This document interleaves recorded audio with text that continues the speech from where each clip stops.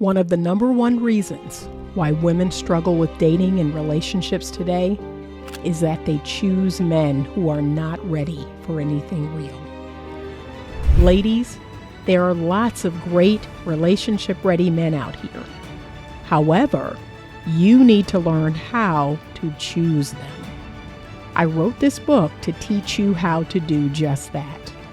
Get your copy of Choose Well, a simple formula to determine the best man for you on Amazon today.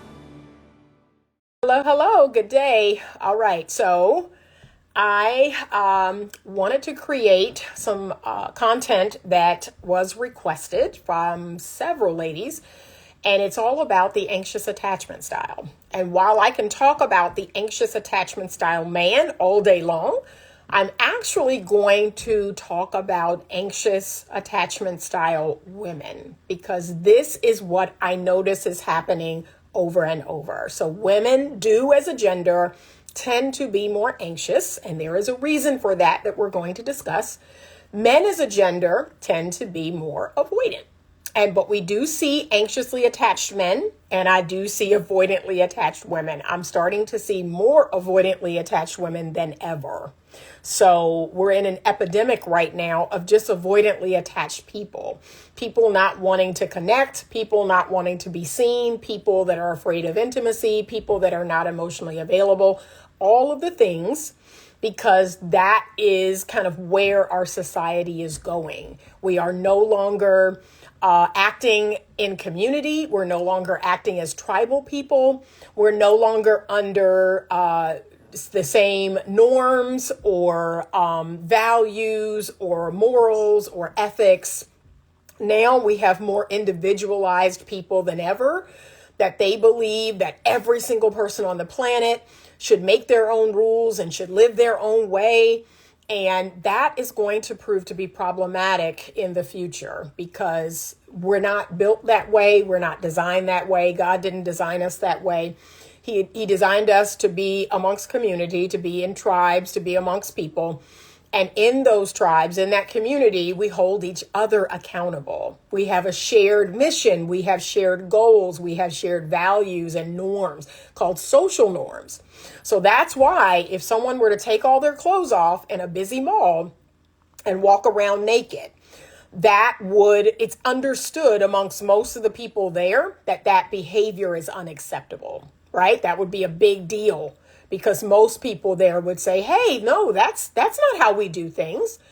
And that is a very good thing. We need that in society, okay? Because if everybody just did whatever and made up their own rules and did things their own way, we would have chaos.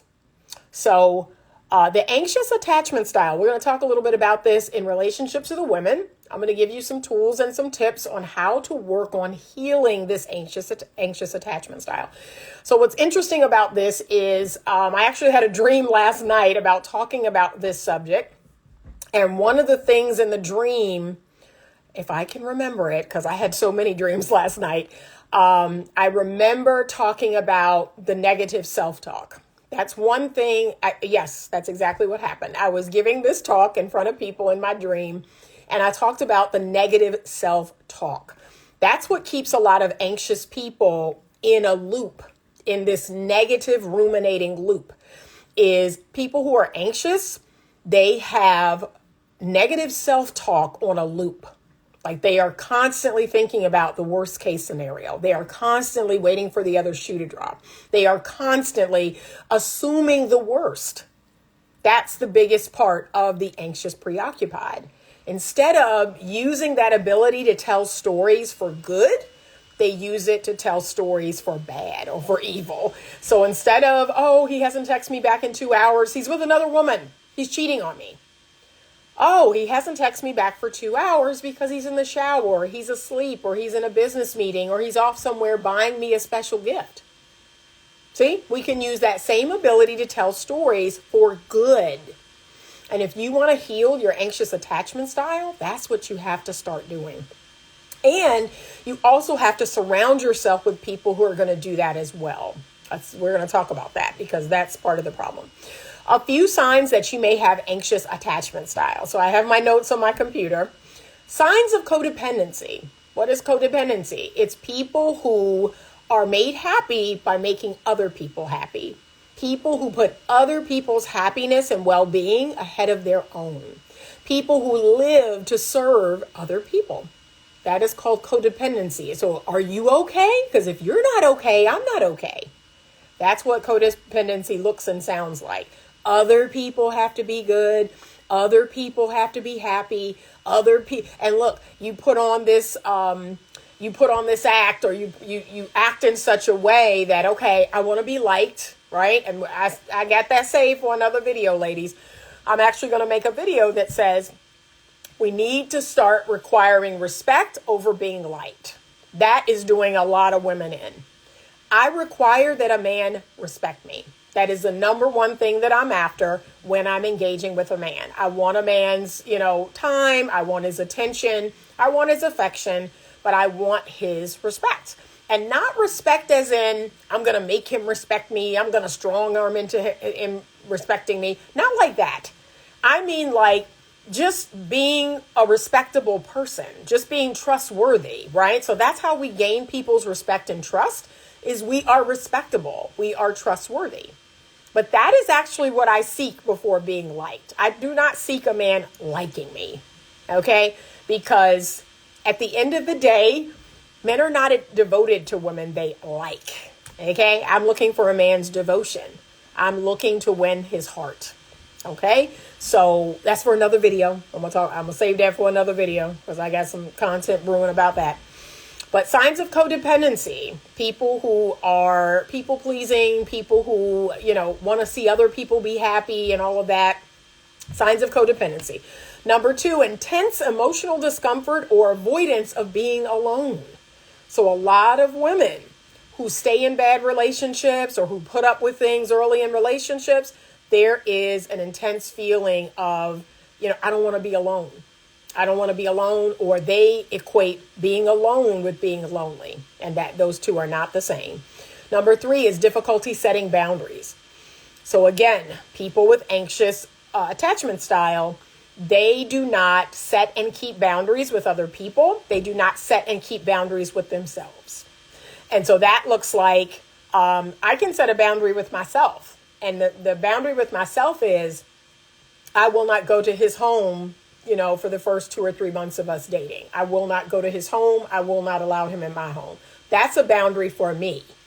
I can set and keep that boundary for myself. I can also set boundaries for other people. And that could be, a man who continues to speak in a very sexual way early on. I can let him know, like, hey, it's a little too soon for us to be talking like that. I don't feel comfortable having sexualized conversations with someone I don't know that well. If these conversations continue, now I don't say this, so I want you to hear me well. I don't say that. If these conversations continue, I will hang up. I don't say that. I just do it. Okay, I just do it. I don't say it. I just do it. I pull his coattail about, hey, these conversations about sex this soon is very much a turnoff. It's very much, unattractive to me. So I'm very quick to tell a man what turns me on and what turns me off. Okay, that is, in my opinion, how to train a man. This is what I like. This is what I don't like. This is what turns me on. This is what doesn't turn me on. This is what feels good. This is what doesn't feel good. I never tell a man what he should do. I never tell a man who he needs to be, what he needs to do, and you better take me here and you better buy me this. Never. Feminine women do not work that way. But we do express, hey, this doesn't work for me. This doesn't feel good to me. And then if there's another infraction coming, I just do it. I just do it. If I talk to him again and the conversation went towards sex again, I would say, well, I got to get going. Have a great day. And I would hang up the phone. And he would text, hey, what happened? I am not going to have conversations around sex. That's it. But I do it. I don't talk about it. So setting boundaries, people who are anxious, they're so desperate for love. They're so desperate for validation and attention and affection that they're boundaryless. They let people do whatever. They let people say whatever because they, just want them to stay at all costs. Absolutely not. Number 4 is fear of abandonment. A lot of people with anxious attachment style have a severe fear of abandonment. It could come from your parents, your grandparents, your early caregivers. It can come from your first boyfriend, your second boyfriend. But if let's say you had a boyfriend at 16, you all dated for 2 years, he went off to college and broke off the relationship, or he cheated and left you for someone else, there's going to be an abandonment wound there. There's going to be a I'm not good enough, I'm not enough wound. So we got to be willing to go deep. We got to be willing to go to the shadow side of ourselves and really unpack and uncover what are those wounds there? Where did they come from? I had an abandonment wound from my dad. And what was interesting is my dad's been in my life my entire life. My entire life. You would think this man like ran off from my mother and I never saw him again. He's been in my life my entire life. But my dad has always been pretty inconsistent. He's always been pretty unreliable, and only as he got older and I got older and I kind of like, didn't need him, didn't want him, didn't care what happened. I was like, whatever, dude, whatever. He grew more consistent. He grew more reliable. But by then I was like, whatever, it is what it is. But that leaves an abandonment wound. When a daughter cannot rely on her father, when his word doesn't really mean anything, when he doesn't keep his word, when he's not there to protect you or keep you safe, you feel abandoned. And so you're constantly on the lookout for that to happen again. All right. 1, 2, 3, 4, 5. Feeling like you're unworthy of love. And a lot of women have this wound and don't even realize it. But you have to go deep inside of yourself. So women who are performative, and that is a lot of women who are performative, they believe they have to earn love. That's why they're cooking. That's why they're cleaning. That's why they're, helping with the business. That's why they're letting a man drive their car and they're, driving him around and they're helping him with his resume and they're, that somewhere in their programming, they learn that love is to be earned, right? Love is to be earned. I have to show up a certain way. I have to do a certain thing. And here's what the truth of that is. There is a lot of things you will do out of love, but you do not do a transactional tit for tat or this is, love is to be earned. Like, no. People who want to be with me just want to be with me. And because I want to be with them, because I care about them, I will do things just out of the feelings and the love and the good stuff that I have for them. But I'm not doing anything I'm doing to earn love.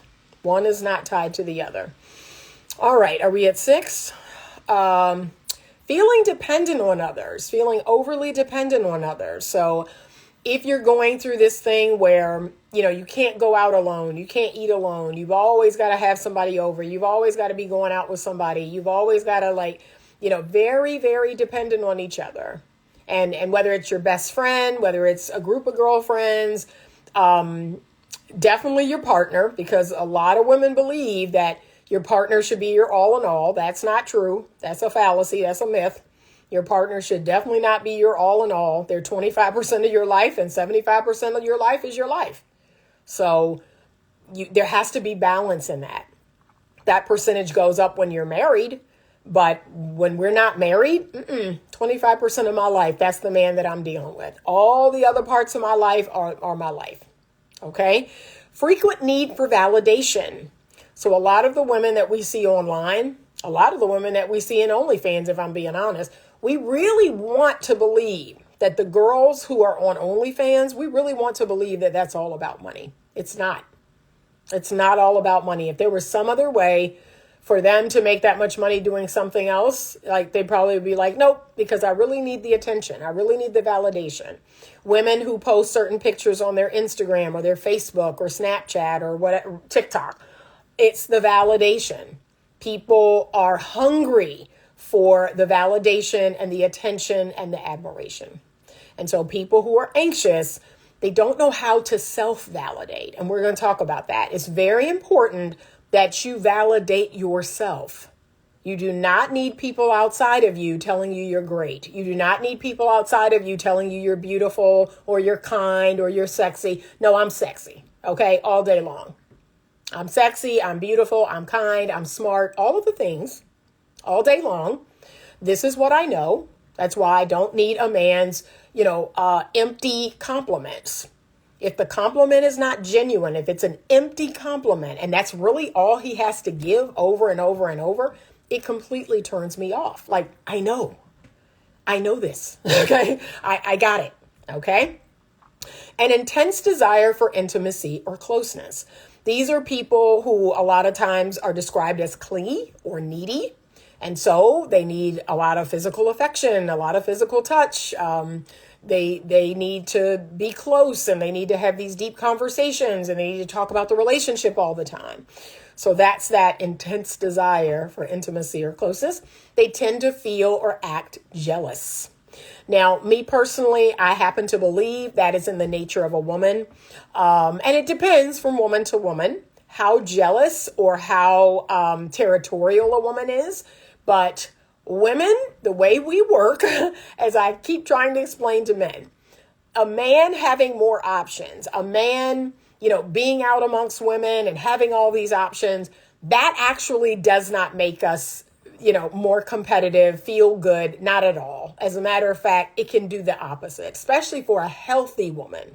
This is what men don't understand. Women who are unhealthy, women who are anxiously attached, they will see that as a competition. Like, oh, he's got all these women interested in him and this and that. And I've got to compete.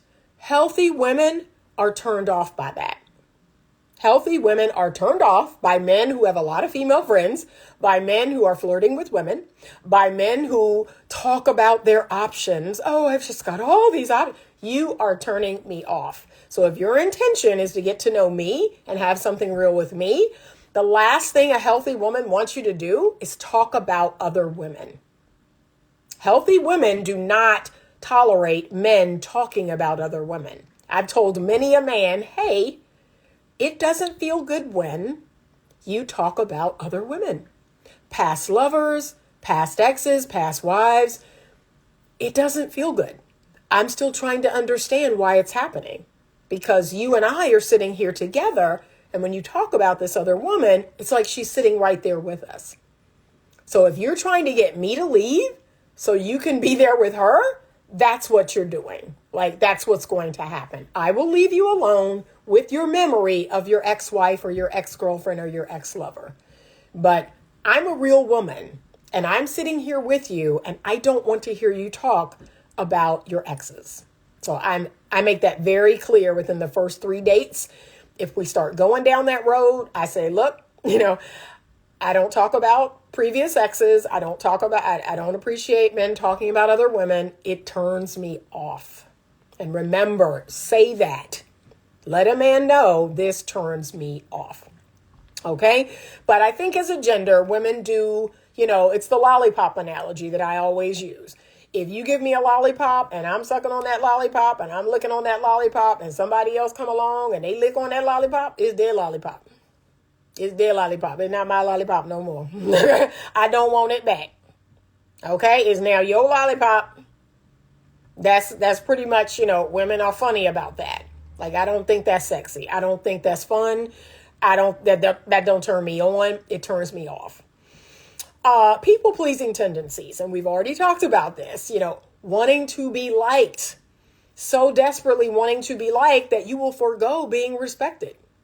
And doing things. Look, anxious attached people will do things they don't want to do to impress people that they don't like or don't like them. Like, no, you need to check in with yourself and say, do I want to do this? Do I like this person? Do I care about what this person thinks? But that's what the people pleasing is. Going places you don't want to go, doing things you don't want to do because you want to be seen as pliable. And ladies, this is for another video, but I'm going to touch on it here. Stop trying so hard. Stop trying so hard. Do you understand that men respond far better to women who do not try so hard? And I'm not saying make it hard. I don't make it hard for men, but I certainly don't make it easy. Okay? It just is. Like, learn how to be instead of do. Just be, right? I show up. I'm me. That's it. That's it. I don't make any promises I can't keep. I don't, bring anything. I don't promise that I'm going. No, I just show up as me.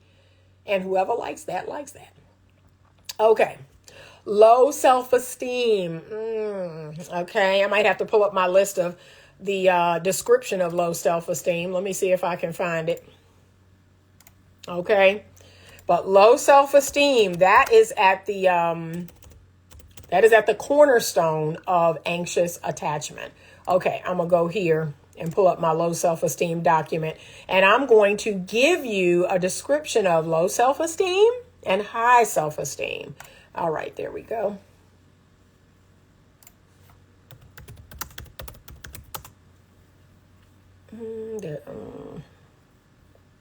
Okay. And I'm going to try to find self-esteem helpful hints. Hopefully it is here.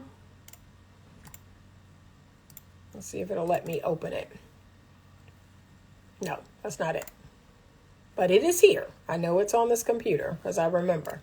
All right, let me see if I downloaded it.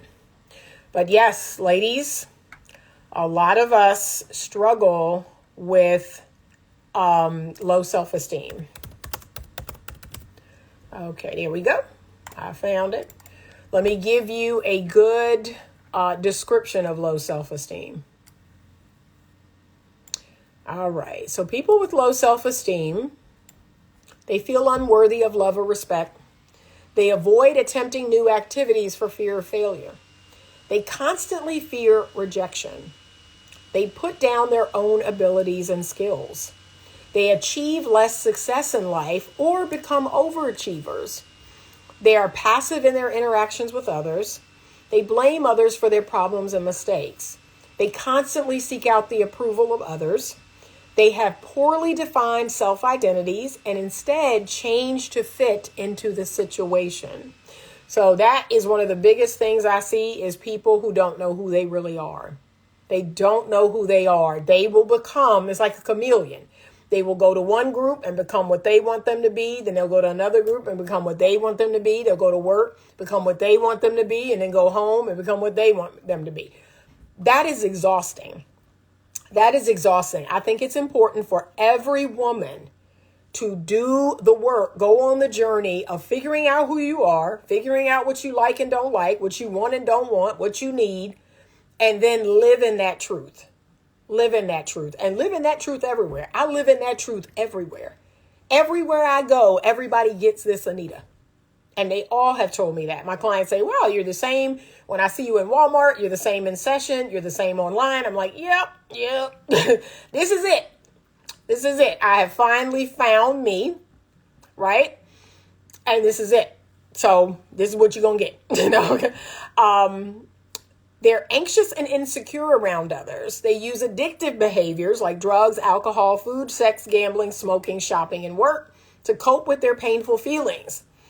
And they are filled with many kinds of fears, particularly fears about the future. Okay? We got to work on our self-esteem. All right?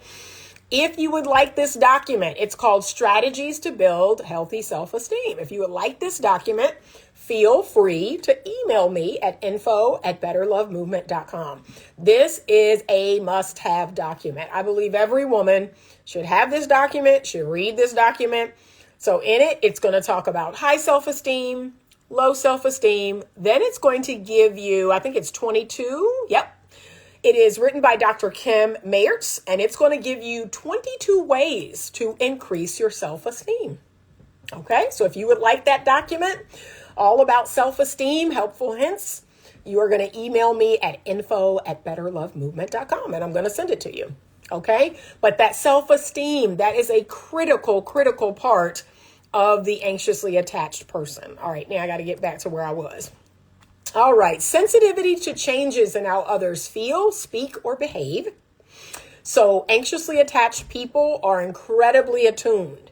They're incredibly attuned to other people, right? So they watch other people's, body language. They can determine inflection and tone. Like they can feel energetically when someone's upset or someone's sad or someone's mad, right? Oh, what's going on? Are you all right? Like anxiously attached people are constantly asking if you're okay. Are you okay? Is everything good? Are you all right? That is the hallmark of the anxiously attached person. They can never truly relax. They can never truly, feel safe that the relationship is okay, right? It doesn't need constant attention. It doesn't need constant talking about. So you'll hear that from anxious people a lot. Tolerating unhealthy behaviors in relationships. How many of us can say that we have experienced this? Yes, as a former fearful avoidant, right? When I was much younger, I found myself in some crazy situations, none of them really crazy, just stupid things, tolerating men not calling back, tolerating men not showing up, tolerating men, jerking me around, the hot and cold, but tolerating it for years, tolerating men not committing, tolerating that behavior for years because, that anxious side of me was like, I got to be picked. I got to be chosen. This person has to choose me, right? And lastly, difficulty trusting others. So a lot of anxiously attached people, they can be controlling. They can be very controlling. And it's the reason why they want to micromanage. They want to control. They want to have their hand in everything, right? Because they don't trust that others can do it right or can do it well. They really struggle to trust other people. And so again, there's always this, okay, what is it now? When is the next shoe going to drop? It's not going to feel good like this forever. Something's going to happen. This just being on edge, just constantly being on edge and just waiting for something to happen.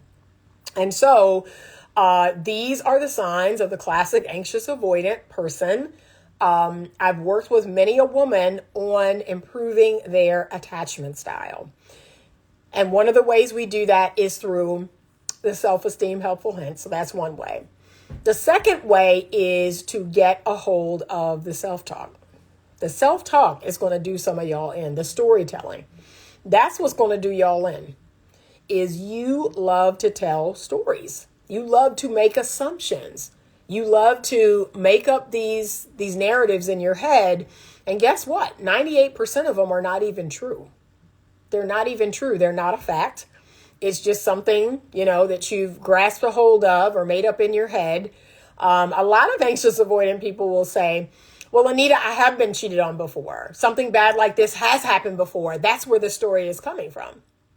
Okay, but you're in a new relationship with a new person, and this person hasn't cheated on you.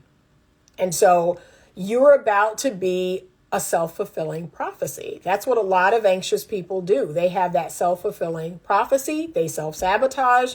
They're like, yep, because it's happened before, it could happen again. And so now that's all I'm going to think about. And guess what? What we think about comes racing toward us. Every single time. It's called the self-fulfilling prophecy. So we believe a thing, and of course that thing has to play out. Of course that thing has to come true, or else we think we're crazy.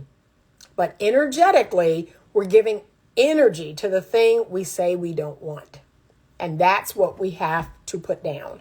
We have to put down the self-sabotage, the self-fulfilling prophecy, the ruminating and the telling yourself stories. 98% of them are not even true. You've got to put that down. You've got to start telling yourself better stories, right? Stories that are positive, stories that can actually lead to the life you want. Stories that look like he's faithful, he's loyal, he's loving, he's kind, he loves me for me. Like telling yourself better stories. It also looks like asking questions. The anxious person must ask more questions. So instead of assuming, ask questions. Well, I noticed when you came in, you looked tense. And, there's a part of me that's just curious to know, what that's about. So instead of jumping to the conclusion that you did something, you said something, they're upset with you. No, I just noticed that you were tense. Are you okay? Is everything okay? Is there something I need to know? That's it. You ask more questions. Clarity and reassurance is the anxious person's friend. But you have to seek it. A lot of times anxious people feel like other people should be doing this and other people should be doing that. And he should be calling and texting more to reassure me. No, that's your job. So one, you need to learn how to do that for yourself. That's called self-regulation. And then two, you need to ask for co-regulation because most people don't know how to co-regulate. So you have to ask that person, hey, I'm feeling a little insecure today. I'm feeling a little uncertain. I don't know what it is. I woke up on the wrong side of the bed and I just really need some reassurance today. I really need a hug. I really need to hear that you love me. I just need some reassurance. Now, here's where the pushback is going to come in. You all don't want to do that because you don't want to be vulnerable. And that is one of the 3 tenets of femininity. Being passive, being patient, and being vulnerable. And remember, we're going to do all of those things appropriately. Okay, so there's no like broad brush, be passive all the time, patient all the time, and vulnerable all the time. We're going to do it when it's appropriate. But a lot of you don't want to be vulnerable. You don't want to ask to have your needs met. Hey, I need more of this. I need less of this. I want you to start doing this. I want you to stop doing this. What do you think about that? That's it. It really is that easy. It's that simple. So develop a script and learn how to self-regulate. So a part of self-regulating is to stop telling negative stories. Stop creating false narratives. Stop the ants, okay? The automatic negative thoughts. We call them ants in therapy. You have to get control of the ants. Those automatic negative thoughts that just pop into your head. Yeah, that's got to be true. And because you feel it, you believe it's true. But this is the thing you have to tell yourself over and over. I do it. I say, okay, it feels bad. That doesn't make it a fact. Something feels weird. That doesn't make it a fact. I try to make sure it's factual before I throw all my feelings behind it. So before I throw all my feelings behind, he's cheating. Until I have evidence, I'm like, okay, I got this feeling. It doesn't feel good. Let me see what it's about. Let me dig a little deeper. Let me do what I need to do to find some factual evidence. But until I find factual evidence, I don't throw all my feelings behind the stories I make up in my head. I don't. I call it a story and I say until it becomes fact, until I know that it's true, it's a story. It's a story. That's it. I wish women would do that more because we throw 1,000% of our feelings behind a story that we don't even know is true. But it's just a story. That's it. It's just a narrative that either you made up or it's based on a feeling. Let's get some hardcore fact to it, right? And I mean, don't get me wrong. There are some things like technically, I never officially saw my husband sleeping with another woman, but all the evidence pointed toward, yeah, that's what's happened. Okay. So it's not necessarily that you need to catch him in the act, but there are some pieces of factual evidence that you could say, yes, even in a court of law, the court of law would have convicted him. No, you did, you did this, right? I got a piece of hair on my mouth. Excuse me. I cut my daughter's hair and hair was flying everywhere. But we got to stop giving in to the stories that we tell ourselves. That's the number one problem that anxious people have. They get a feeling come in them, and that feeling remember, it's the thought, the feeling, and then what they do, right? That's the CBT train. That thought comes in their head, then it creates a feeling, and then it's an action or inaction. But once they start making up those stories, they throw 100% of their feelings behind the stories, and in their mind, it's the truth. It's a fact. It's the truth. And you can't tell them otherwise. And a lot of anxious people self-sabotage. These are people who will break up on a dime. They will break up or run away and, oh, I know you doing this. I know you doing that. And they'll break up. And then look, once they calm down, once they get to a regulated state, here they coming back. And that gets old. That gets old real fast. That makeup to break up and all of that gets old real fast. But anxious people will self-sabotage. They will self-sabotage their relationships because in their mind, if they've never had a really good relationship, if they've been cheated on before, lied to before, if they have wounds from childhood, they see all of that playing out in the future as opposed to, what can I do to change this? Like, I know this is what has happened, but what can I do to ensure that I have a different present and a different future? That's what every anxious person needs to start telling themselves. Okay, forget what happened in the past. Work on it, process the feelings, process those wounds, right? But what can I do now that can actually, assure me a better present and a better future? Like that's the line of thinking that anxious people need to have. Instead of, this is what happened before, this is probably what's going to happen again. Yeah, that's a self-fulfilling prophecy. It's just a matter of time before it does happen again, because energetically you are calling it in. So yes, I want you to work on your ants, your automatic negative thoughts. I want you to work on improving your self-esteem. That's a big part of it. I want you to work on healing those wounds from your past. Try to identify those wounds. But the abandonment wound is a big one. The people-pleasing tendencies, the codependency, difficulty setting boundaries, the fear of abandonment. See, we got to work on all of that. And then we have to know and believe that we are worthy of love. We're worthy of having a good person in our life. And it is a big red flag if we meet a great guy and that guy is treating us like a secondhand citizen, that guy is treating us like an option. That is the red flag. Like, oh, I know you're not trying to act like I know this is not happening. Like, that's what I do. When men try to play me close, I'm like, I know this fool is not trying to play me close. Like, do you see me?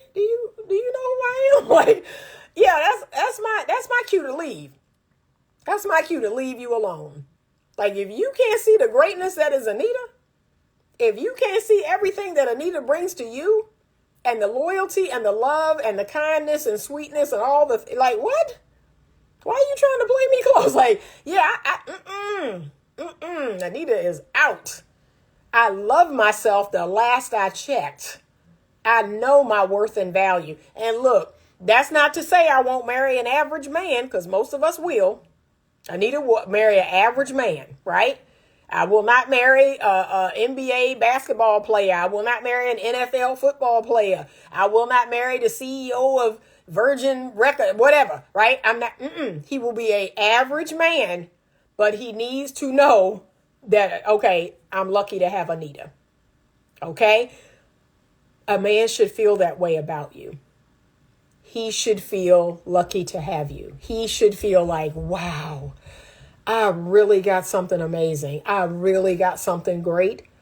Yes, and you should feel that way about him. But anytime a man is playing you like, yeah, you all right. Ladies, go about your business. Go clean about your business. See, and this will get you in trouble. This is what they were talking about where they said tolerating unhealthy behaviors in relationships. See, when your self-esteem is not good, you actually kowtow to that. Like, oh, what can I do to be better? Oh, he has all these other options. He has all these other women. What can I do to get to the top of the list? How can I compete? Nope. No. Like, if you don't recognize the greatness that it is, it ain't for you. Like, that's it. It's not for you, right? If a big old diamond is left in the middle of the road and you mistake it for glass, you mistake it for some cubic zirconia, it's not for you, boo-boo. Because some other man, oh, that's a diamond. That's a big diamond. See, it's for him. It's not for you. So ladies, you got to give this love to yourself. You got to heal these wounds. You got to work on your confidence and your self-esteem. Okay? Because you should know this about you. And look, if don't nobody else know Anita is great, Anita know. Anita, I know what it is, right? That's it. I don't look for outside validation. I don't look for outside, affirmation and, I need other people to tell me about me. No, I don't. I tell me about me all day long. And look, this was so interesting. So when your self-concept is such that you feel like a big deal, other people treat you like a big deal. Like, isn't that interesting? Like, how you feel about yourself is how other people feel about you. That's what I want every woman to know. So if you have not fallen madly in love with yourself like I have fallen madly in love with myself. I really have. I'm like, if I got to spend the rest of my life with me, oh my God, it's the most beautiful thing ever. Okay. I am with the best person I know when I'm with me. That's how you should feel about yourself. And when you feel that way, you won't be giving yourself to just anybody. No, you're not worthy. Look, I told my client the other day, imagine having $1 million cash in a briefcase. I said, now I want you to think about the man you dating right now. Would you give it to him? She said, no. That's the answer. That's the answer right there. Okay, so you have all the answers. It's all right there in you. If you would not give the man you're currently dating $1 million, that's the answer. Because that's what you're worth. $1 billion, million, trillion dollars. So what I'm looking for, can I be real? What I'm looking for a man worthy of that $1 million. And what does that mean? That means that if I give him that $1 million, he gonna give most of it right back to me. He gonna make good, wise financial investment with it. He gonna buy us a home. He gonna buy me a car, and he gonna see. That's what I mean. But you have to find a man like that. You have to find a man worthy of giving that $1 million to. He has to know what to do with it. He has to know how to multiply it. He has to know how to invest it. Okay? So that's the little litmus test that I give to a lot of my female clients. If they're dating a man or they're interested in a man, I said, well, I'm going to give you $1 million in a briefcase. Would you give it to him? And if the answer is no, that's the answer. That's the answer. I must trust. I must respect. I must like. Okay? And I must admire the man that I'm with. Those are the 4 boxes that must be checked. I cannot be with a man that will not check all 4 of those boxes. Trust, respect, like, and admire. Notice I didn't say love. I did not use the word love because in my book, love is assumed. Love is going to come. Love is going to come eventually. But it's those other things. That's the ones y'all be lacking in. There's no trust. There's no respect. You don't like the person. And you certainly don't admire them.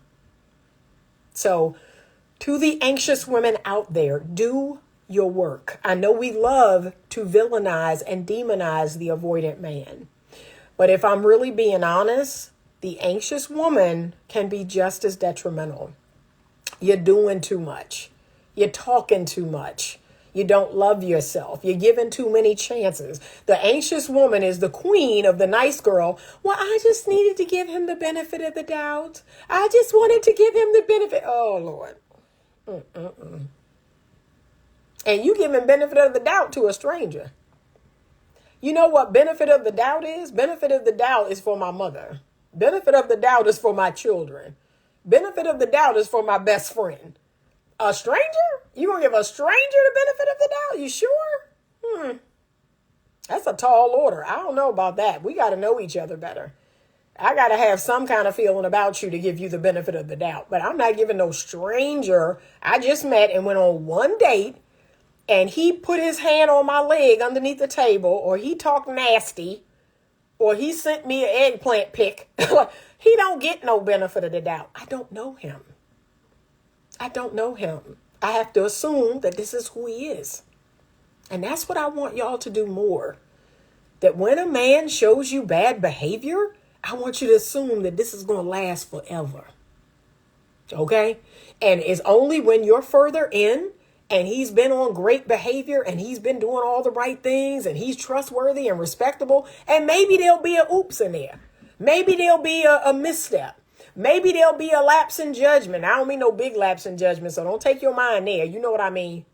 Maybe he'll forget to call or he'll forget something or whatever. Okay, I know you better. Your track record is good. I can give you the benefit of the doubt. But y'all giving strangers off the internet the benefit of the doubt. No. That's the anxious, attached woman's battle cry. You give it another chance, and I just thought I'd give it another. Okay. But it's really something going on with you.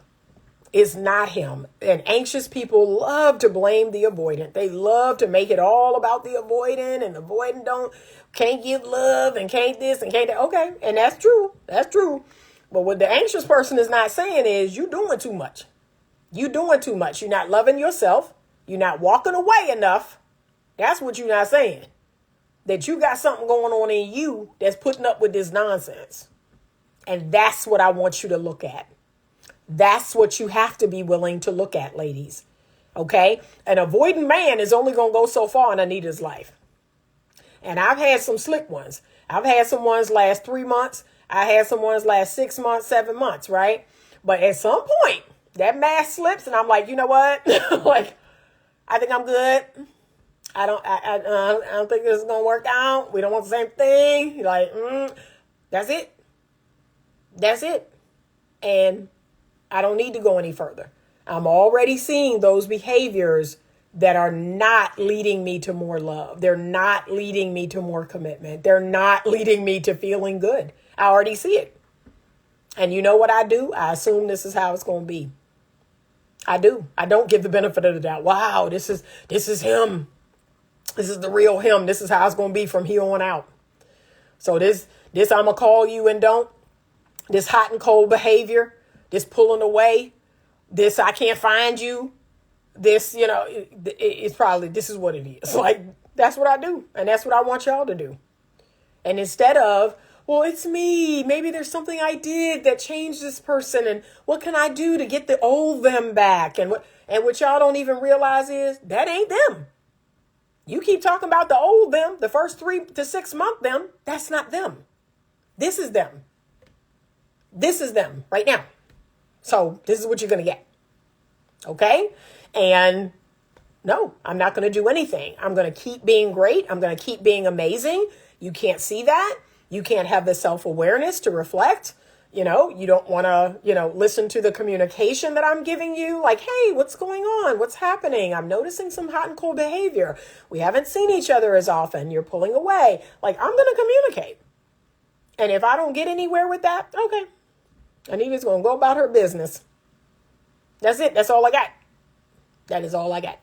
Okay. So I am going to post a link to the live that I did yesterday with Kits, Stay Slick with Kits. I'm going to post a link to that episode so you can check it out. And I thank you so much for being a part of this wonderful teaching. Ladies, a lot of us have our work to do. We got to get stronger. Okay. We have to heal this anxious attachment style. We have to become more secure, and we have to love ourselves. We have to see us as God sees us.